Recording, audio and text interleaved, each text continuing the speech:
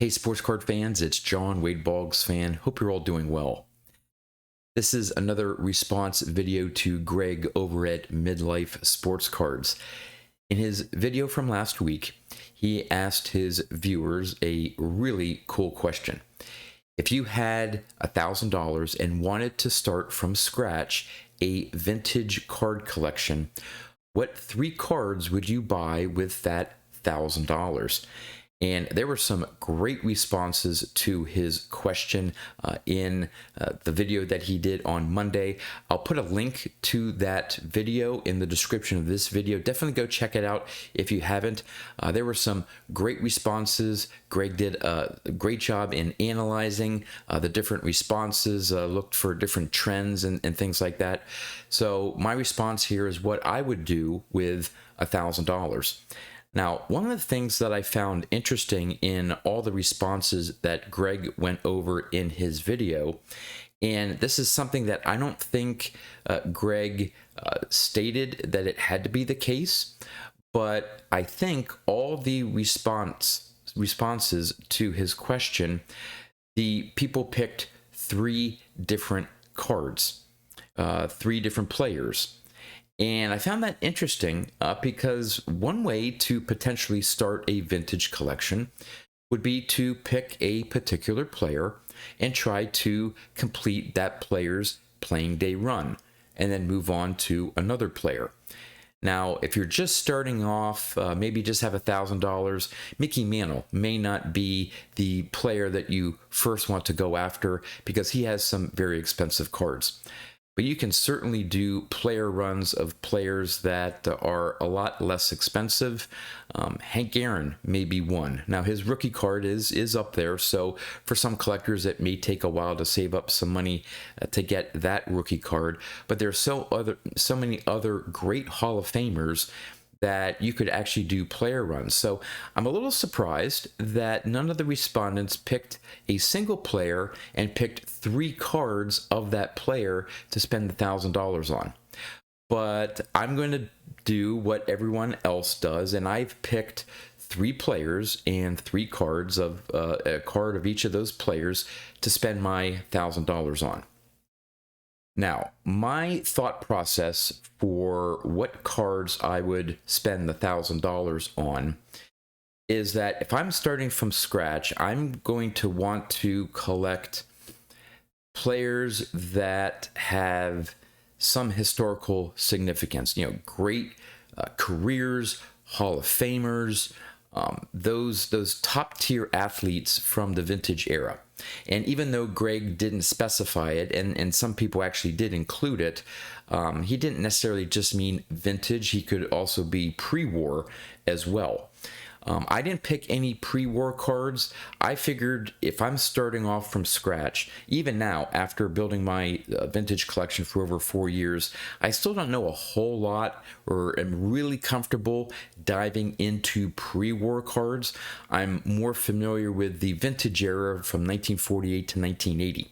So in terms of my mindset, I would pick cards from that 1948 to 1980 period, the standard vintage era for cards.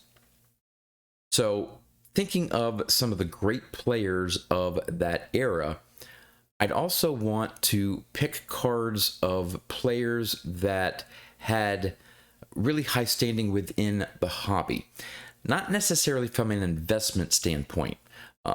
I'm a pure collector. Once I own a card, I don't really care what the value of that card does once I own it. The goal is for me to own the card and enjoy the card, not worry about, well, what's the card worth? Because I'm not looking to sell or flip. But I think it's important to, when you're starting off a collection, to maybe go after those key players that are sort of hobby favorites. One, generally speaking, there's going to be a lot of supply out there because those cards are in demand. Now, it also follows suit that because they're in demand, they may be a little bit more expensive than other players. Well, with all said and done, there are plenty of players that fall into that category, and a lot of them were mentioned in Greg's video. I easily could have gone with one of the greatest hitters of all time in Ted Williams. He has some really nice Topps cards in that vintage era that, given the grade, aren't very expensive. The most popular player from all the responses that Greg looked at was Jackie Robinson. Obviously, an iconic player, not only within the sport, what he did on the field, off the field, how he impacted baseball. I can definitely see people interested in wanting to add Jackie Robinson cards to their collection or start their collection with at least one Jackie Robinson card. You could look at Roberto Clemente, Stan Musial, Sandy Koufax. There's so many players that you could look at to start the foundation of your vintage collection. But the three players that I chose are what I consider, let me know in the comments if you think otherwise, probably the top three players that not only were phenomenal, maybe top five, definitely top 10 players of all time, but are also extremely popular in the hobby. And that is Mickey Mantle, Willie Mays, and Hank Aaron. So, knowing the relative price points of those players' cards, I decided to break down the $1,000 this way. Mickey Mantle of the three is generally the most expensive cards of the three. So I would set aside $500 to spend on a Mickey Mantle card. Willie Mays sort of edges out Hank Aaron in terms of price point a little bit. He's like right behind Mickey Mantle. So I would devote $300 to buying a Willie Mays card. And then the remaining $200 would go to a Hank Aaron card. Now, beyond just setting aside funds and picking a card, to me, the other aspect, which Greg sort of mentioned and highlighted, made some comments on, and some of the respondents made particular note of a particular grade of card, but condition would be important for me as well. Now, with $1,000 and you're talking Mickey Mantle, Willie Mays, and Hank Aaron, you can't be looking at 6s and 7s and 8s, okay? If you know me, you know that I love PSA 4 graded copies for vintage cards. I think that's a great sweet spot, especially for beginning vintage collectors to get into. PSA 4 or SGC 4, if you're into SGC cards, but a grade of 4 is an area where you can, they're reasonably affordable, all right? And by going with a 4 over a 3, you go over that sort of that bridge or that area where less likely there's going to be any creasing on the cards. PSA 3s, you tend to find ones more often than not. There's going to be some creases somewhere.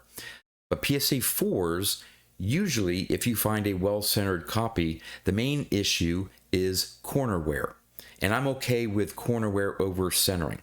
So in addition to looking for cards to spend $1,000 on, I'd want PSA 4 copies for those three cards. So of course, that limits my options in which card for those three players that I would add to my collection.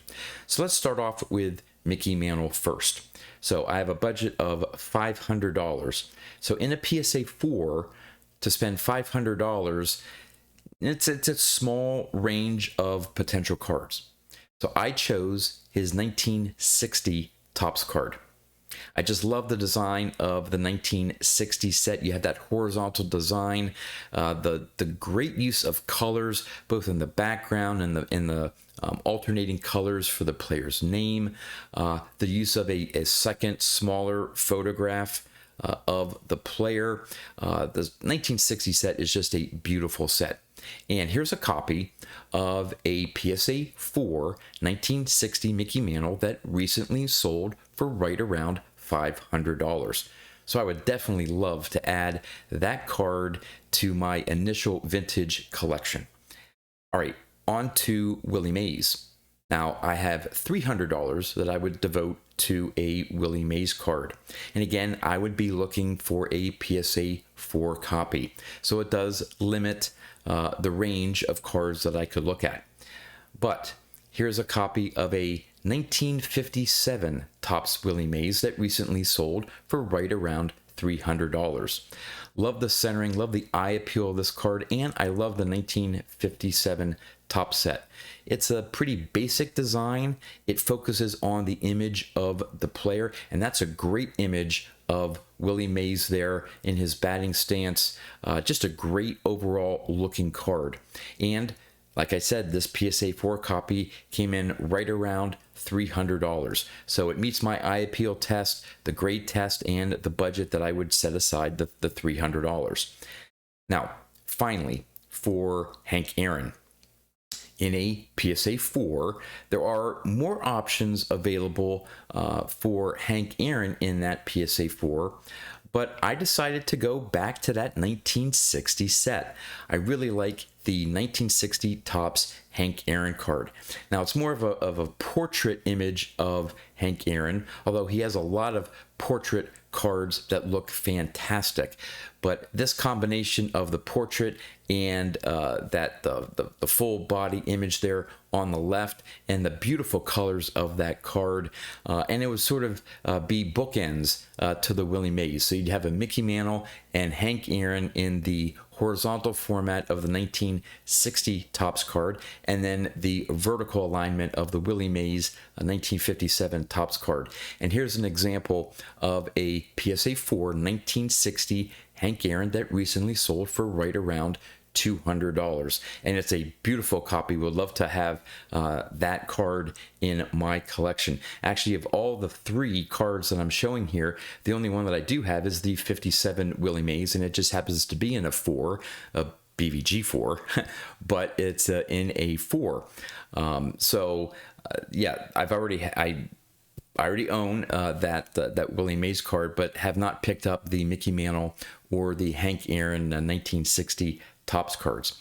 So that's how I would spend my $1,000. Would love to know what you think, Greg, you as well, but those that are watching this video, would love to know what you think about the 3 players that I chose and the 3 cards of those players that I would choose to start a vintage collection using $1,000. All right, now the next question that Greg posed for next week's video, he does a series of collaboration videos with Darren, Return to Collecting, called Off Topic. And their next guest is going to be Dr. James Beckett. In fact, I met Dr. Beckett at this year's National. I was with, Nate and